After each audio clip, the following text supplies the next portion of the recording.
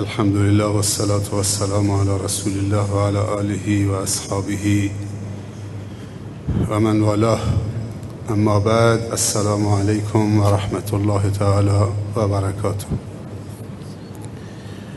به امید قبولی اطاعت همه ما و شما حضار محترم، برادران و خواهران ایمانی عزیز، و همچنین به امید قبولی طاعات و عبادات همه برادران و خواهران عزیز ایمانیمون که در ادنا و اقصا نقاط دنیا توفیق حضور در چنین شب‌هایی که شب‌های احیا و زنده‌داری، اون هم برای عبودیت و بندگی خداوند، در این 10 شب پایانی رمضان توفیق عبودیت و بندگی خدا در هر کجا که هستند دارن. امیدوارم که خداوند بر همه حضار محترم و همه اون عزیزانی که این برنامه رو مشاهده میکنن و میبینن، خداوند مزید توفیق برای مزید بندگی و حسن الخاتمه در همه امور و شؤون زندگی عنایت بفرماید. و این چند شب و چند روز پایانی ماه مبارک رمضان حسن الخاتمه‌ای در پرونده اعمال و نیکی‌های ما باشد که در همین شب‌ها زندگی ما و شما و همه برادران و خواهرانمون به سوی خدا رقم بخورد و تحول شگرف و عظیم، تحول ایمانی و معنوی در ما و شما و خانواده ما و شما ایجاد بشود. بگید آمین. پیامبر صلی الله علیه وسلم تأکید میکنن بر جستجوی شب قدر در 10 شب پایانی رمضان و شبی رو مشخص نمیکنه که تلاش انسان منحصر به اون شب باشه. میگه در 10 شب آخر، در شبهای وتر دنبالش بگردید، یعنی این 10 شب رو احیا بکنید. خداوند سوره‌ای رو در قرآن نازل فرموده در این سیاق، در این رابطه، معروف هست به سوره قدر. اعوذ بالله من الشیطان الرجیم، بسم الله الرحمن الرحیم. انا انزلناه فی لیلة القدر اما ادراک ما لیلة القدر لیلة القدر خیر من 1000 شهر تنزل الملائکة والروح فیها باذن ربهم من کل امر سلام هی حتی مطلع الفجر. خداوند این سوره رو در رابطه با شب قدر نازل کرده.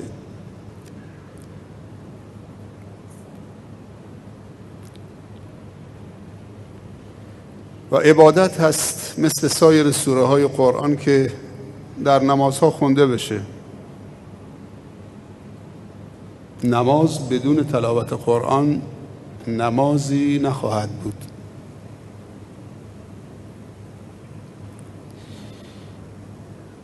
پنج تا فضیلت در این سوره در رابطه با شب قدر بیان شده. اول اینکه قرآن در این شب نازل شده و این فضیلتی است برای این شب. دوم اینکه عبادت در شب قدر بهتر از 1000 ماه است. بعضی عزیزان اشتباه میکنن، میگن معادل 1000 ماه. نه، معادل 1000 ماه نه، بیشتر از 1000 ماه. چون خداوند گفته خیرون، خیر به معنی افضلیت اینجا. ما خوب داریم و خوبتر داریم. اینجا خداوند میگه لیلة القدر خیرون، بهتر از 1000 ماه هست، پس معادلش نیست. این 2 فضیلت برای این شب. فضیلت سوم، تنزل الملائکه و الروح فیها، تمامی فرشتگان خداوندی سقف‌های آسمانو براشون شکفته میشه، میشکفن، همراه با فرمانده کل فرشتگان که جبرائیل امین باشه سرازیر چه زمین میشن، موجودات نورانی که سلام بکنن بر بندگان خدا تو مساجد، تو خانه ها، تو حلقه های قرآن.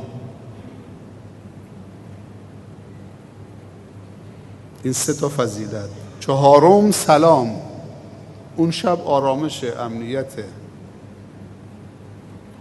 5م هی حتی مطلع الفجر، تا بعد از نماز صبح این شب ادامه داره و این امنیت و آرامش وجود داره. قبلا هم گفتم، همه تونم حضور ذهن دارید الحمدلله، که ماه مبارک رمضان یک فرصت استثنایی است. چند چیز در این ماه خیلی اهمیت داره. یکی نماز هست، فرائض، نوافل، قبلیه، بعدیه، سنت‌های مقید، مطلق. نماز قیام که بعد از عشا شروع میشه تا قبل از اذان صبح ادامه داره، هر کسی به اندازه توفیقش. تراویح قیامه، تهجد هم قیامه، نماز شب هم قیامه. همه اینها اسمهای متعدد برای یک مسماست، قیام.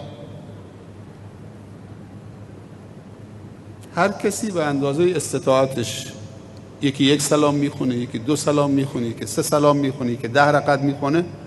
مهم که این شبها رو داشته باشه. و بهترین تلاوت قرآن در نماز در نیمه های شب، زمانی که خداوند نازل میشه بر آسمان دنیا، اون نزولی که شایسته و زیبنده خودشه، ما کیفیتشو نمیدونیم. در 1/3 باقی مانده شب خیز که عاشقان به شب راز کنن، گرد در بام دوست پرواز کنن. هر جا که دری بود به شب در بندن، الا در دوست را که شب باز کنن. نزدیکترین قوم و خویشت هم شب که شد بعد از عشا در خونش قفل میزنه دیگه، ولی اون زنگم بهت بزنید، دزدم بهت برخورد بکنه، تلفنت جواب نمیده شب، ولی اون ساعت و زمان و پست و مقام تو بندگانش و تفاوت‌هایی که خودش قرار داده تو بندگانش مانع نمیشه. مهم کرامت انسانی است و خواستن هست، تو بخوای که با اون ارتباط برقرار بود. پس قیام از بعد از نماز عشا تو رمضان شروع میشه و هر شبی طول سال. اما این موسم ویژه هست، خدا ویژه قرارش داده. ما موسم‌های ویژه داریم و اماکن ویژه داریم که ثواب و فضیلت و حسنات درش افزایش داده میشه. چیز طبیعیه. شما که بازاری هستید، تو بازارم تو تعطیلات نوروز مشتری بیشتری دارید، فصل کار کاسبیه، دم عید فطر و عید قربان دیگه کارتون به اوج، همه میخوان لباس عیده بخرن. مناسبت های عروسی ها و جشن ها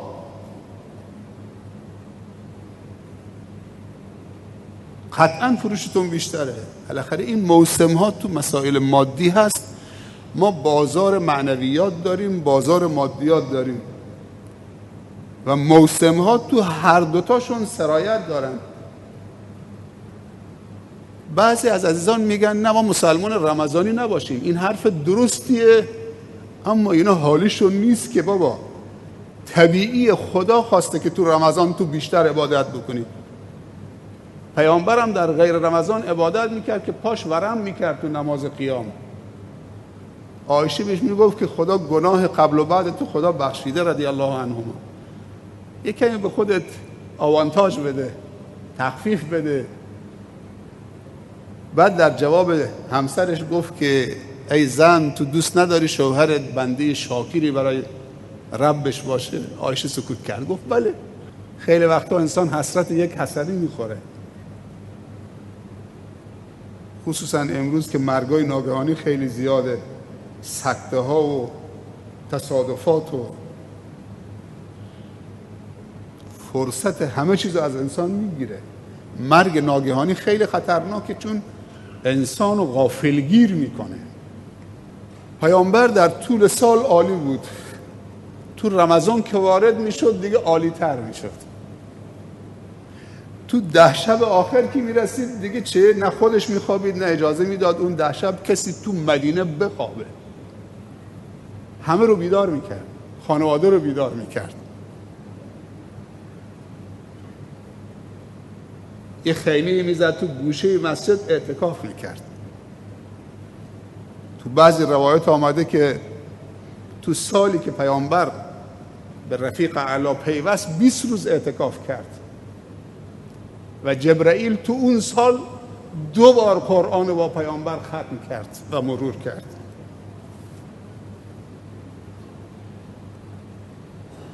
رمضان که هر سال تکرار میشه، ولی تکرار ما و شما حتی فردا شبش هم چه نماز صبحش هم تضمینی نیست.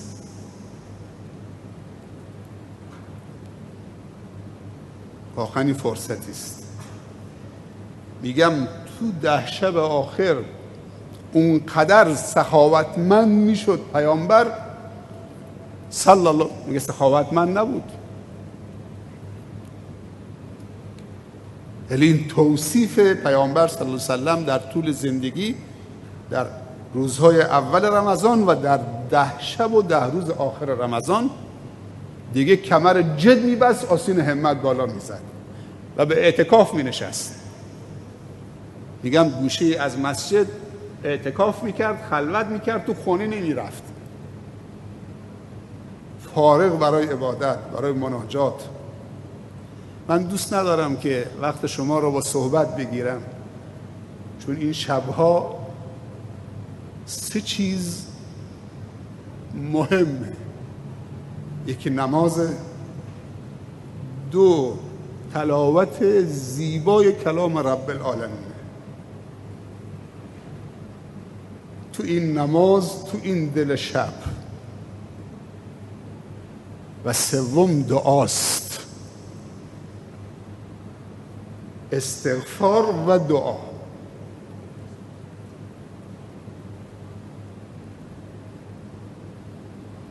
ولی این چند کلمه که میگم به خاطری که انگیزه ها تقویت بشه، به خاطر این که انسان وقتی کاری رو انجام میده بر اساس معرفت و شناخت و علم و آگاهی باشه تأثیرش بیشتره. خیلی نمیخواد دیگه خودتو خسته بکنید. علم و آگاهی خیلی وقتا تو اینقدر زحمت میکشید، تلاش میکنید، ولی خلاف برنامه هست، خلاف علمه. پس این موسم بازار آخرته.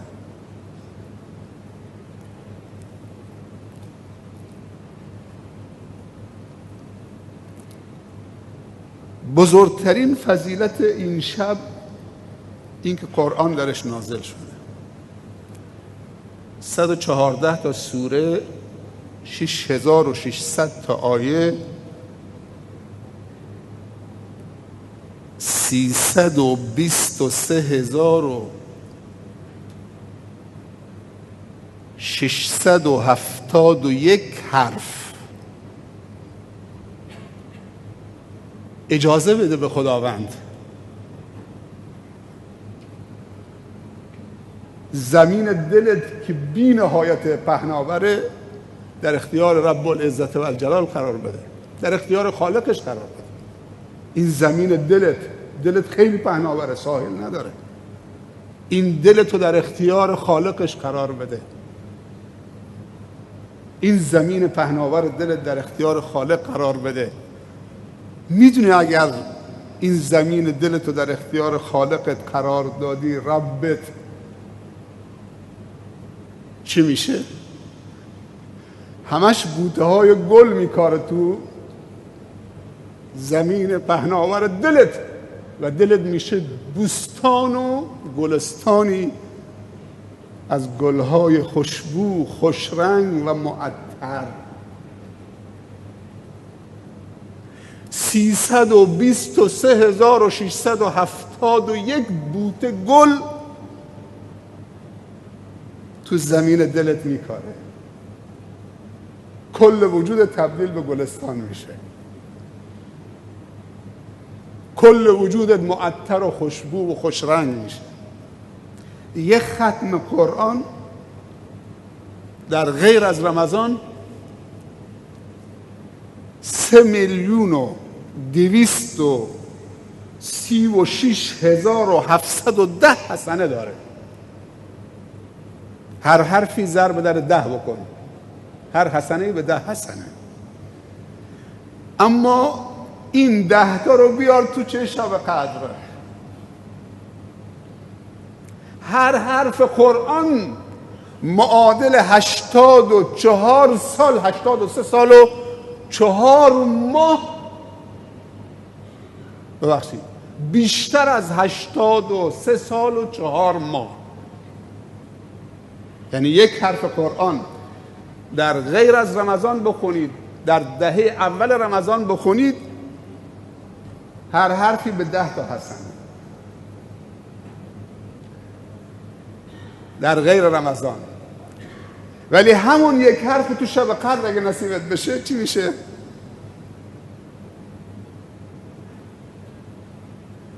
از قرآن خواندن به مدت 83 سال و 4 ماه اگه طول شب و روز بخونید، ثواب اون یک آیه و یک حرف بیشتره.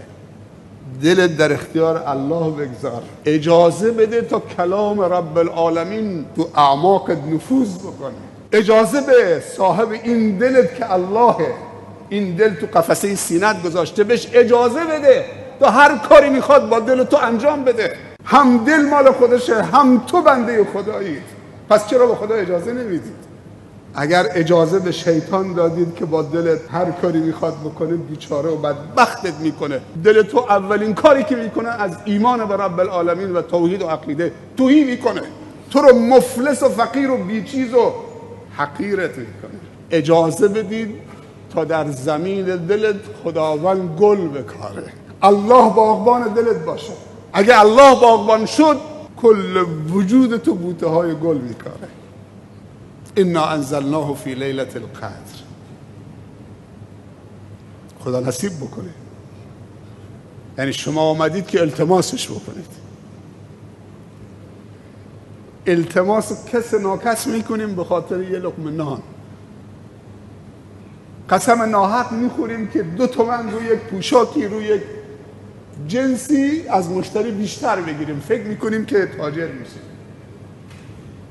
چرا التماس خدا نمی کنی؟ این شبها شبهای التماسه، شبهای راز و نیازه، شبهای تخلیه شدنه. اگه تو حاضر شدید، برای اون عزیزی که حاضر نشده دعا بکن. برای همه جوانا دعا بکن.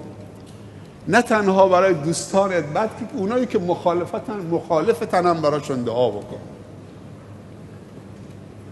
برای علما، برای حکام، برای کفار، برای دشمنان خدا هدایت نصیب همه بکنه. اگه برای خودت و خانواده و دوست خصوصی دعا بکنه، این هنر نیست. عمر شمشیر کشیده بود که گردن پیامبر رو بره بزنه تو کوچه های مکه، چشمش خون شده بود، از کاسه در آمده بود، رگ گردنش ورم کرده بود، ولی پیامبر تو سجده دعا میکرد خدایا اسلام را عزت ببخش با هدایت یکی از این دوتا عمرها. دعا رو دست کم نگیرید. خب وقت تمومه، یه سلام دیگه مونده، وترم مونده، دعا هم مونده، به همین قدر بسنده میکنم. اگه حیاتی باقی مون شاید فردا شبم در خدمتتون باشم. موفق و مؤید و سربلند باشید.